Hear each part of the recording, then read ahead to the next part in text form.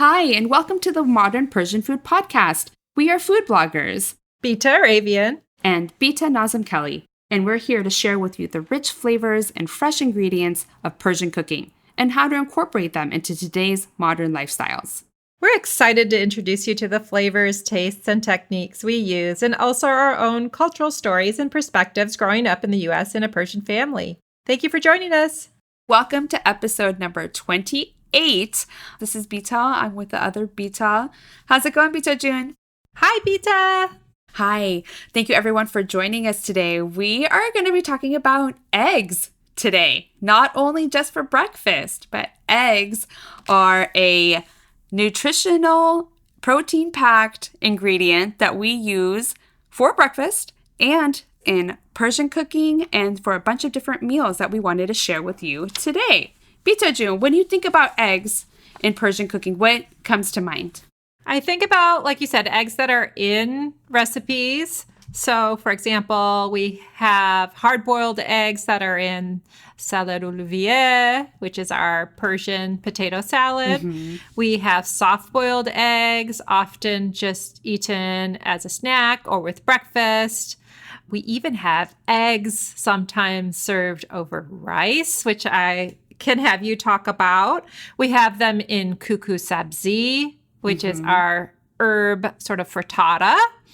And, you know, there are eggs in a lot of different forms and versions. I know my mom and my grandma used to just fry up eggs, cook flour in a pan, add eggs, fry it up, and add sugar to make Khagineh, and it was like a treat or a sweet breakfast. Have you heard of Khagineh? I have never had that. I haven't actually heard about it until you mentioned it. But it sounds super delicious and easy to make, yeah? It is. It's really simple. And speaking of simple, it's a great solution when you don't know what to eat because, like you said, it's just like a complete protein. It's delicious on and in just about anything. I like to make deviled eggs, and there's just so many ways to enjoy them. There's an egg dish that I've talked about here before, Khormah maloos, which is caramelized dates with sunny side up eggs, and you can put a little bit of cinnamon on top. That's like a favorite for me that I'll actually have for dinner. If I don't really have anything or everyone kind of is eating something separate, I love to just like make that. It's easy, and my dad used to make it for me growing up, so it has like really warm memories associated with it. But really any of the Persian breakfast items, the different omelets and things that we talked about in actually last week's episode, which was Persian breakfast, Salad Olivier, the potato and chicken salad that is great for like picnics and things like that. The hard-boiled eggs definitely are a key ingredient in that. I love Salad Olivier, and I know a lot of people really do enjoy eating that. The way that I probably use eggs the most in Persian cooking is in kookoo. You mentioned kookoo sabzi. There's actually a wide variety of different types of kookoo. You can make a kookoo with eggplant. You can make a kookoo with potato. And it's basically, as you mentioned, like a kind of like a frittata, think Spanish omelet, thicker egg dish that is typically pan fried. You can also make it in the oven to use less oil. With the main ingredient, I like to use spinach and herbs for my kookoo sabzi, but basic elements of it are eggs. You kind of mix up the eggs and you have it with the ingredients, and you have usually about a tablespoon of flour in there with whatever seasoning and spices that you want to add to it. It's great. I'll have that for breakfast. I'll have it with some lavash bread and maybe some like radishes, or pair it with like a soup, you know, a light lunch.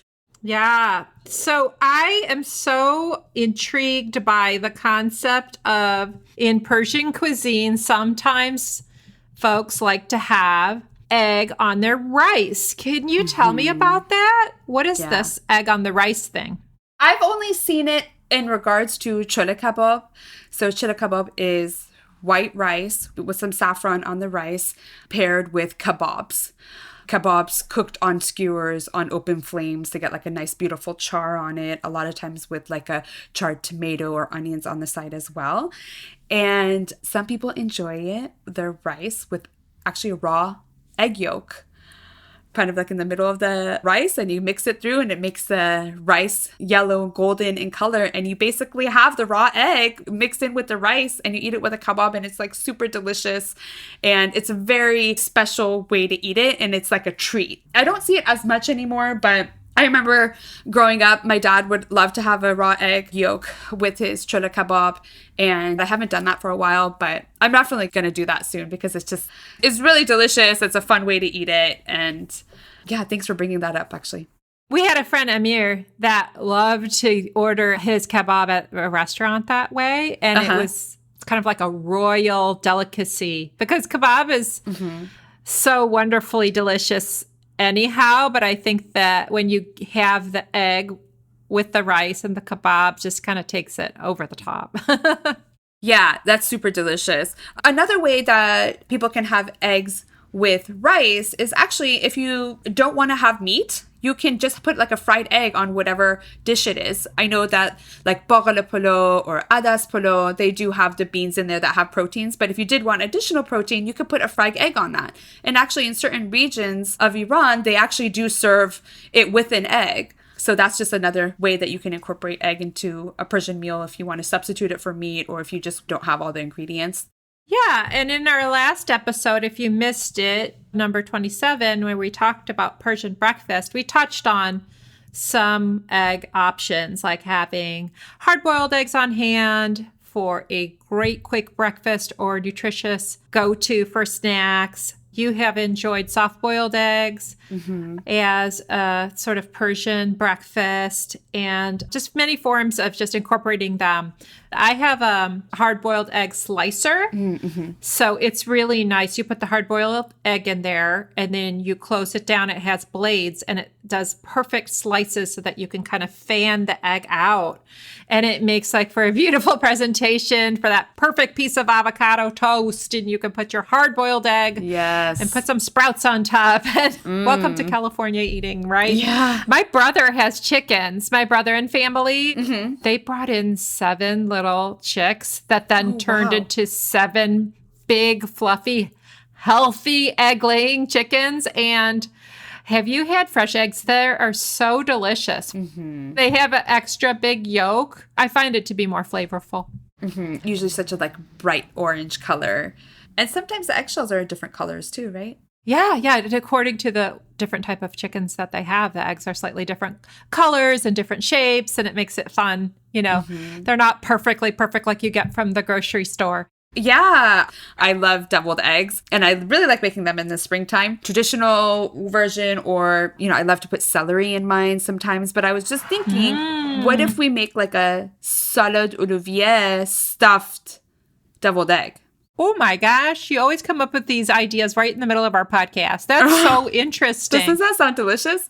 I'm going to try that. You want to hear what I sometimes do with my deviled eggs? What? Well, first of all, I always go easy on the mayonnaise. Personally, don't love it. And in terms of caloric density and nutrition and fats and so forth, it's always a little healthier to try to use maybe a touch of yogurt, plain yogurt, or to incorporate mustard instead. It's a little bit better for you. So I do that in my Salad Olivier and also in my deviled eggs. I'll use mustard and then yummy spices. So traditionally in my deviled eggs, I will put a little bit of smoked paprika over the top and maybe some tiny bit of freeze-dried chives or something.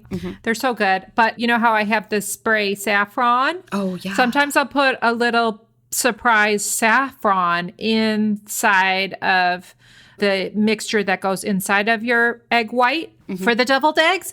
And the other trick I have to make really pretty deviled eggs, I don't know if you've tried this.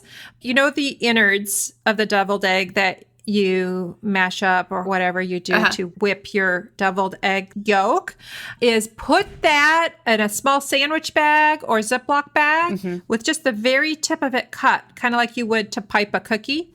And you can squeeze it out and make it really like beautiful and perfect and swirl it up and make really nice deviled eggs that way. Yeah, beautiful. Have you done that? I feel like deviled eggs takes a long time. And actually, while we're on it, Salad Olivier takes a long time to make. I just feel like I'm constantly chopping. For Salad Olivier, it just takes a long time. And also, it's like you usually end up making a bigger portion of it just because you use like a few potatoes and you use chicken and you use some eggs and like it starts adding up. So I feel like it takes a long time. But when I'm making deviled eggs, I kind of like scoop it in there with like a spoon, put it in there. And then from a presentation standpoint, one time I thought was really cute. I had an egg carton and I put the deviled eggs in the egg carton. I thought that looked really cute.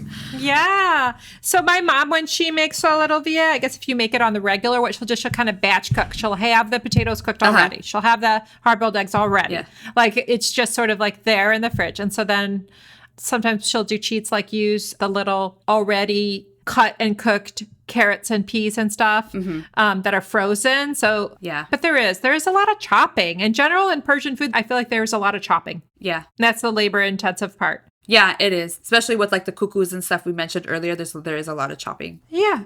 Okay, great. So we're ready for Ask the Beats. And this week, our question comes from Hazar off of Instagram. And he asked, what are some easy sham ideas? So sham means dinner. So what are some easy Persian dinner ideas that we can share? Bita, what do you like to make when you're looking for an easy Persian dinner to share with your family? My go-to easy Persian dinner idea is tahchin. I like to make tahchin with all leftover things.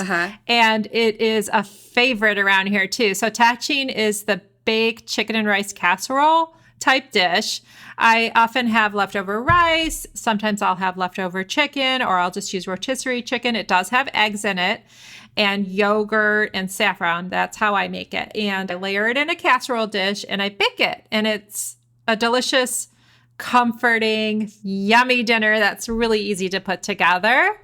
Other thing I do a lot of times is just a stir fry. It's not Persian, but I do actually use leftover Persian rice a lot, is to just take leftover Persian rice, quick stir fry with some vegetables and egg. I actually put egg in there for protein, and I'll just sort of saute and fry that up and add some Asian sauces and spices, and that's dinner. Yeah, that sounds delicious. What is your quick sham ideas? So what comes to mind is I make my Persian rice a little bit differently. I use the decadent method, and it doesn't require parboiling the rice and then draining it. It just basically cooks, absorbs the rice, and then you kind of like layer in the tajik if you want to do it. But if not, it could be pretty simple to make. So I think like when I'm like at a loss of what am I going to make and I'm like running out of time and I need to like figure out dinner, I like to actually make rice. And then what I pair with the rice, it could be like something that I just can throw in the oven. I do utilize the oven a lot. So like one of my favorite things is to use like a sheet pan and put some fillets of salmon on there, or you can put pieces of chicken and vegetables as well. Toss the vegetables in a little bit of olive oil. Just stick it in the oven, and depending on what you're cooking, in as quickly as 20 minutes, you can have that component done, and you have like your protein, you have your vegetables, and I'll serve that with the rice that I make pretty easy. And I'm finalizing my kate recipe, so it might be out even before the time that this episode comes out. But that's, I think, my like go-to thing is like, let me just cook some sort of rice and something in the oven that I can pair with it. And it's pretty hands off. Like once I put the food in the oven, I'm not really like checking it aside from tossing it one time or just making sure that it doesn't burn. If we do want to stay on the egg topic for a second in regards to making a quick idea, this is something that I do for my kids, is I'll make some sort of version of French toast inspired. So what I mean by that is when I make French toast, I just use milk and eggs and I mix that up and I add bread to it. But I will actually use that foundation and add leftover pasta or shredded up tortillas. And I basically like, instead of bread, I'll put cooked pasta in there. I'll mix it up and then I'll pour it into a saute pan and kind of cook it the same way as I would like French toast, but it would be like in a pan and it would cover the bottom of the pan. And at one point I'll flip it out. And I've used my marketing background to name the dish pasta egg pie.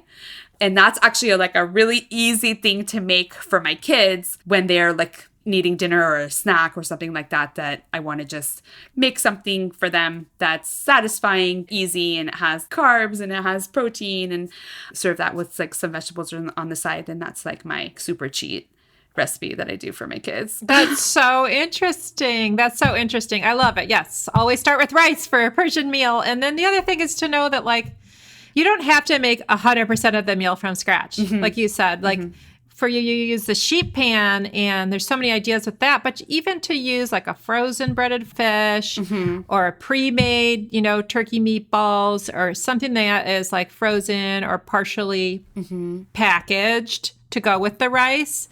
Also just throw together some vegetables. I love that. Those are all great ideas. But you're creative. What did you call that thing? Pasta egg pie. Pasta egg pie. Oh my gosh. So our version of there's nothing to eat, but here's something nutritious is a fried egg sandwich.